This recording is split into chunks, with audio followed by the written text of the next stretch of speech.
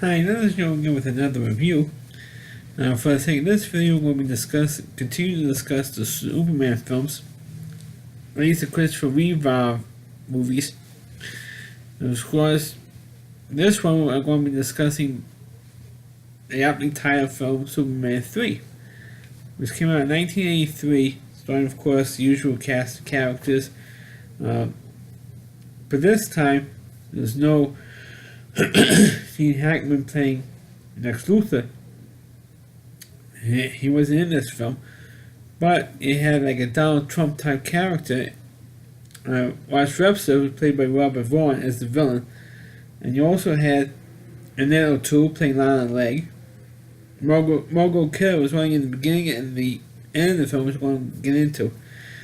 You also had the guy who many people consider, myself included, who killed the Superman movie series, and that's Richard Pryor as Gus Gorman, because he killed the movie series. And when anybody says Richard Pryor killed the movie series, and of course I have respect for Richard Pryor as a comedian, for the comedic talent, but as soon as I heard that he got cast in this movie, I knew it was going to be terrible, because it's going to make Superman look like a comedy, and it's going to be terrible, because superhero movies don't work as a comedy. And again, when the particular comic book superhero is, they don't work as a comedy. And as soon as Richard Pryor, you're going to have like a Richard Pryor type comedy in this film, and it doesn't work. It only works with Richard Pryor for movies and not in a superhero film. But the only reason why Richard Pryor was even cast in this film was because he did an interview at the time, and he says, "Oh, I'd like to be in the next, and there's ever going to be another Superman movie, I'd like to be in that one because I'm a Superman fan." So he got cast in it, and literally killed the Superman, because after the first two films, which were great superhero movies, there's never been, from Superman 3 and 4, of course, plus the two Superman reboot films, Man of Steel and Superman Returns, were awful movies, and they all started with Richard Pryor, so he killed this movie series. Of course, the reason why Margot Kidder, before I get into the plot, the reason why Margot Kidder was wanting a little bit of this movie, because she was ticked off at the Salkinds, the ones who were producing these movies, because the way they treated Richard Donner. So they had her just in the beginning of the movie and at the end of the film, and that's it. So the main woman in this movie, or the main love interest, was Annette O'Toole, who played Lana Legg, Clark's high school sweetheart. And of course she was great. I mean, Annette O'Toole was just beautiful to look at to begin with. And to have her in this movie, now she was playing like a single mother, but she was part of the Superman canon. So it was great to see another Superman character in this film other than Lex Luthor. But again, it had me. So in this movie, so it was really mainly from Richard Pryor's point of view in this film. He plays an unemployed guy named Gus Gorman, and after his last run-in with the unemployment office, they're canceling his unemployment. So he decides to go to school for a computer class. Or maybe he had a computer job.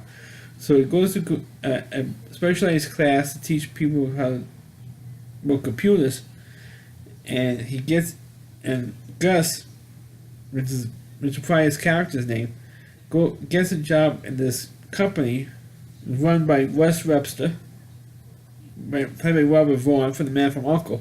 And it looks like a Donald Trump type in this movie. Anyway, Gus was not satisfied with the salary he's got on his first paycheck, so he decides to embezzle by like $800,000 from the company he's working at. So they found out about it. Obviously, in about 5 minutes, they found out that he was embezzling money, and using his computer skills Gus would use his computer skills to embezzle money. So of course he got caught on that. So the right thing to do was to fire him, or at least have him arrested. But Russ Webster decides to recruit him to hack into a special satellite, a computer on a satellite that controls the weather. and make it into like a weather, like kind of like a plot of a G.I. Joe cartoon. Control the weather and to ruin the coffee market in Colombia because he makes money off of various. Well, West Webster makes a whole bunch of money off of various enterprises, but the one thing he's not making money on is coffee, and it's because of the market from Colombia. He said if you flood Colombia, he'll make money on his enterprise and kill the coffee market there. So Gus does do that, but Superman came in and saved the day. So they decide, Russ Webster and his sister and his girlfriend decides to come up with the idea of kill Superman with kryptonite. So they make up this. So Gus goes to the lab, makes up this kryptonite, and about maybe 7% of it was an unknown substance. Everything, all the ingredients they had, except for this, like 5%, whatever it is. And I said originally said 7, but I think it's more like 5%.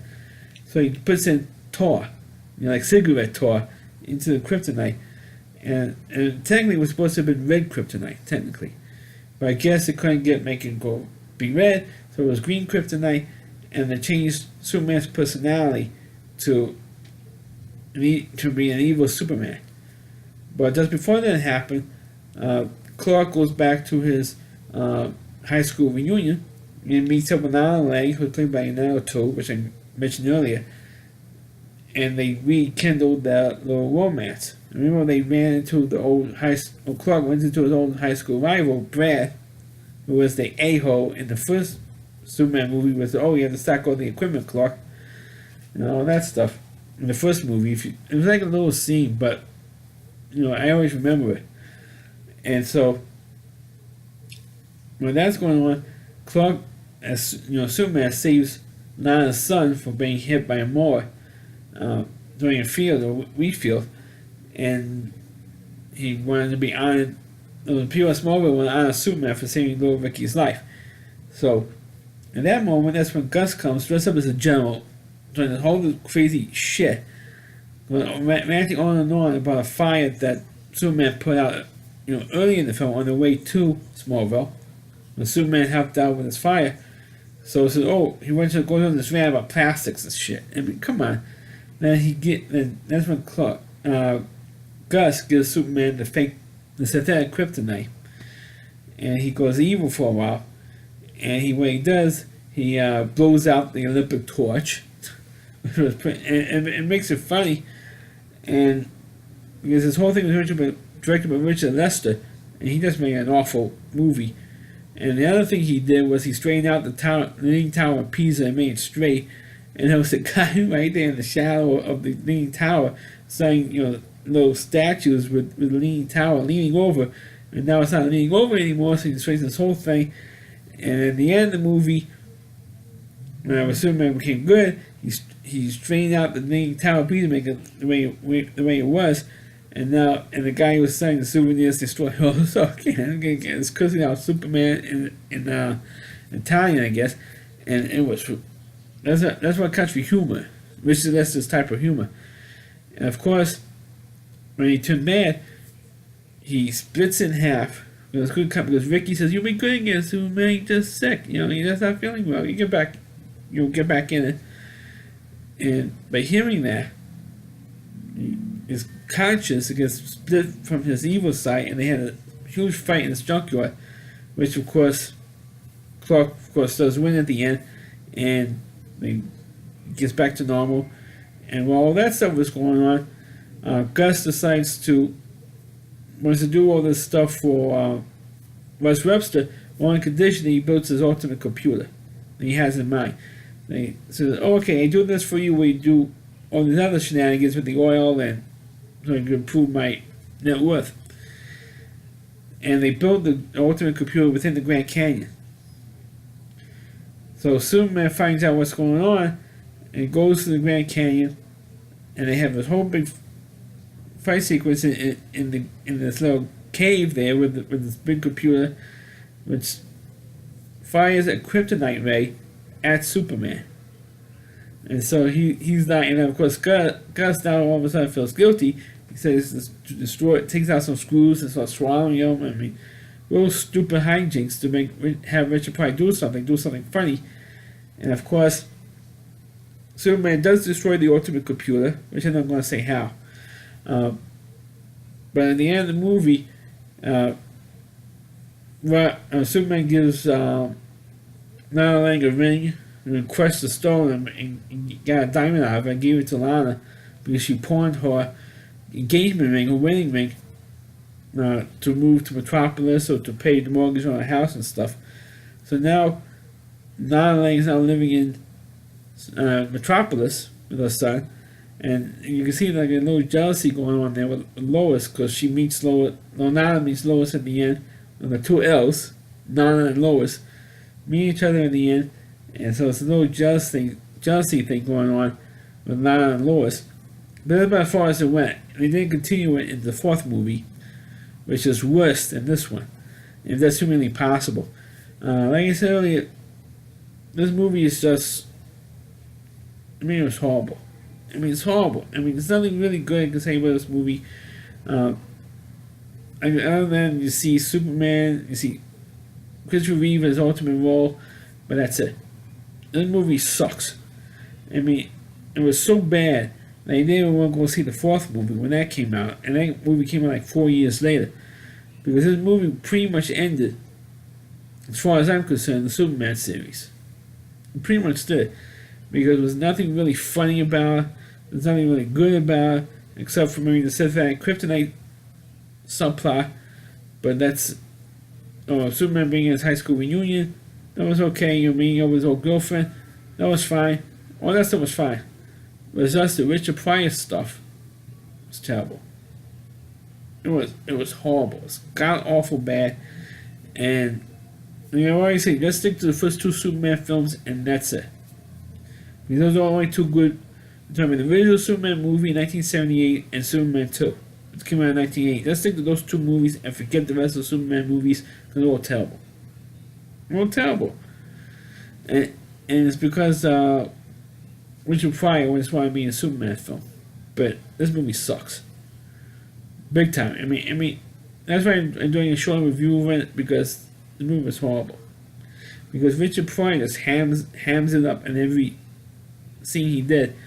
And it's just,